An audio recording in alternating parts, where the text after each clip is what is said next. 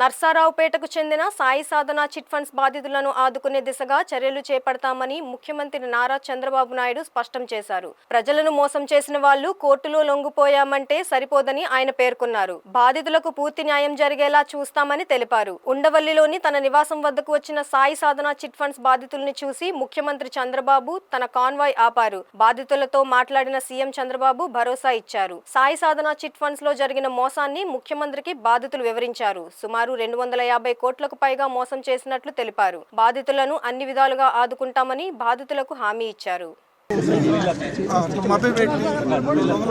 అందరూ తలా 1-2 కోట్ల పిల్లలు చదువుకున్నాడు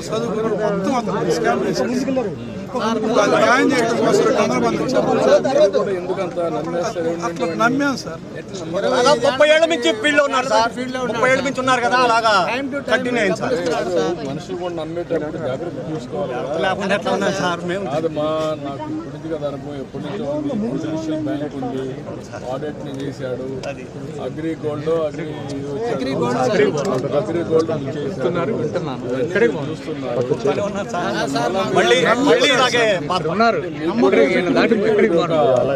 ఒక రోజు కష్టం వస్తున్నా ఒకడు మోసం చేశాడని తెలిసినా మళ్ళా టెంప్టేషన్, ఆ టెంప్టేషన్ తో తప్పులు చేస్తాను జీవితాలు. అతను ఎలాంటి నష్టాలు లేవు సార్. వాడుకుంటుంది మా వాడి ఏమైంది మోసం చేసాడు.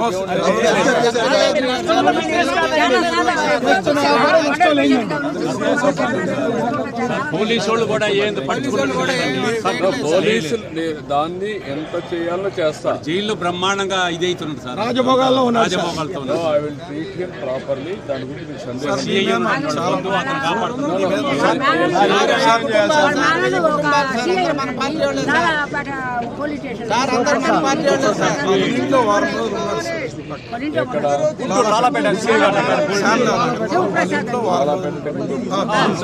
ఒక వారం ఉన్నాడు.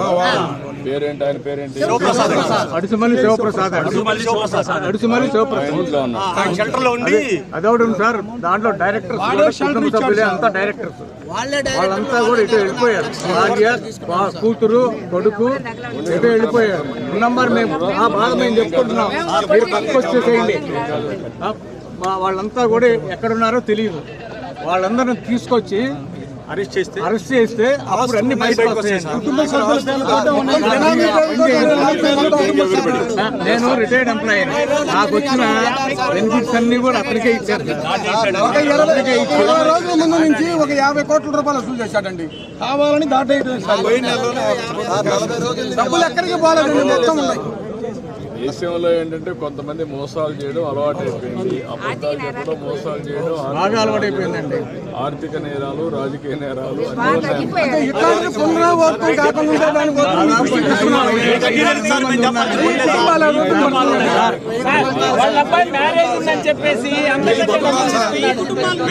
కుటుంబాలు ఉన్నాయండి బాధితులు.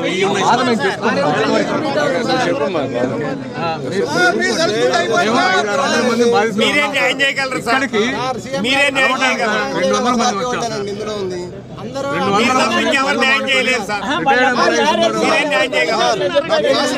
వచ్చారు. నన్ను మోసం చేసి తెస్తలేదు సార్ డబ్బు. నా స్కూల్ మేట్ సార్ పుల్లారావు.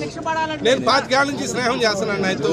మరి ఎట్లా నమ్మే అంటే సార్ చీటీ పాటేసిన డబ్బులు కరెక్ట్ చేస్తున్నారు సార్. కాదు అంటే అతని నేచర్ ఎందుకు మాట్లాడాడు? ఎందుకు మాట్లాడంటే కూతురు, అల్లుడు, కొడుకు వచ్చేసరికి దుర్బుద్ధి పెట్టుకున్నానండి. మనసులో దుర్బుద్ధి పెట్టుకున్నాను. మోసం చేయడానికి 50 కోట్లు పెట్టడం ఇల్లు కట్టాడు సార్ వాడు.